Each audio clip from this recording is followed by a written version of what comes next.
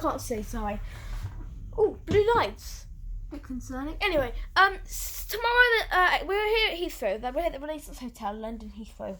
Out behind me is the wonderful London Heathrow Airport. And tomorrow we're going to be hitting very strong winds, 2 strong winds, 67 miles an hour winds, which is going to be causing delays and cancellations of flights. 140 British Airways flights, British Airways alone.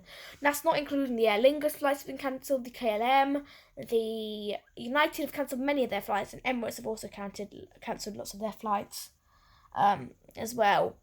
So there's not going to be much going on. If you want me to upload like everything that goes on in a row, and I'll put it all into a playlist and a big video afterwards, then enjoy that. That's going to be happening tomorrow. So if you're not interested in all that kind of stuff, just going to be quite a lot of uploads regarding it. 777, I believe.